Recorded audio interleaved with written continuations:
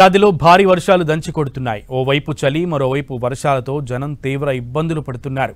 నిన్న రాత్రి నుంచి ఢిల్లీలో భారీ వర్షం పడుతోంది. రెయిన్ ఎఫెక్ట్తో ఢిల్లీలో ఆరెంజ్ అలర్ట్ జారీ చేసింది వాతావరణ శాఖ. వర్షం కారణంగా దక్షిణ, మధ్య, ఉత్తర ఢిల్లీలోని పలు ప్రాంతాల్లో ట్రాఫిక్కు తీవ్ర అంతరాయం ఏర్పడింది. ఢిల్లీ యూనివర్సిటీ నార్త్ క్యాంపస్లో అత్యధిక వర్షపాతం నమోదైంది. ఢిల్లీలో రేపు ఎల్లుండి ఎల్లో అలర్ట్ ఉంటుందని తెలిపింది ఐఎండీ. ఉత్తరాది రాష్ట్రాల్లో వడగళ్ల వానలు పడతాయని తెలిపింది వాతావరణ శాఖ. హర్యానా, చండీగఢ్, పశ్చిమ ఉత్తరప్రదేశ్, తూర్పు రాజస్థాన్, పశ్చిమ మధ్యప్రదేశ్లలో భారీ వర్షాలు కురిసే అవకాశం ఉంది. ఆగ్నేయ హిమాచల్ ప్రదేశ్, ఉత్తరాఖండ్, పంజాబ్లో వడగళ్ల వానతో పిడుగులు పడే అవకాశం ఉందని వెల్లడించింది వాతావరణ శాఖ. ఉత్తరప్రదేశ్, తూర్పు రాజస్థాన్, విదర్భ, మధ్య మహారాష్ట్ర, అలాగే మరఠ్వాడా, గుజరాత్లోనూ వర్షాలు పడే అవకాశం ఉంది. మరోవైపు చలి తీవ్రతతో ఉత్తరాది గజగజ వణికిపోతోంది. జమ్మూ కశ్మీర్, హిమాచల్ ప్రదేశ్, ఉత్తరాఖండ్ సహా ఉత్తరాది రాష్ట్రాల్లో ఉష్ణోగ్రతలు అత్యల్పంగా పడిపోయాయి. హిమాచల్ ప్రదేశ్ను మంచు దుప్పటి కప్పేసింది. రోడ్లపై అడుగుల మేర మంచు పేరుకుపోయింది. కొన్ని రోడ్లను తాత్కాలికంగా మూసేశారు అధికారులు. 2-3 రోజుల పాటు ఉష్ణోగ్రతలు మరింత తగ్గే అవకాశం ఉందని తెలిపింది వాతావరణ శాఖ.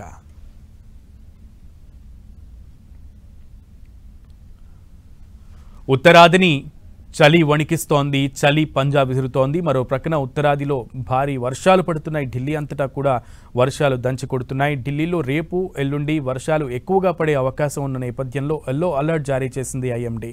ఢిల్లీలో చాలా వరకు చెట్లన్నీ కూడా నేలకూలిగాయి. అలాగే వాహనాల రద్దీతో వాహనదారులు చాలా ఇబ్బంది పడ్డారు ట్రాఫిక్ జామ్తో. ఇక హిమపాతం మరో ప్రక్కన ఉత్తర భారతదేశం అయినటువంటి హిమాచల్ ప్రదేశ్, ఉత్తరాఖండ్, జమ్మూ కాశ్మీర్లలో హిమపాతం బాగా పడుతోంది.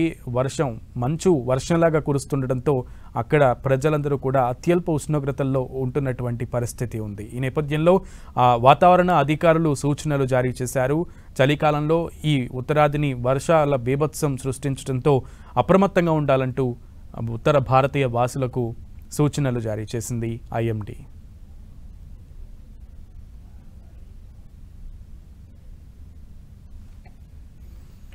విజువల్స్లో చూస్తున్నాము. హిమపాతం అటు సిమ్లా, అలాగే జమ్మూ కాశ్మీర్లోని పలు ప్రాంతాల్లో, హిమాచల్ ప్రదేశ్లో హిమపాతం ఏ రకంగా పడుతుంది అనేది మనం విజువల్స్లో చూస్తున్నాం.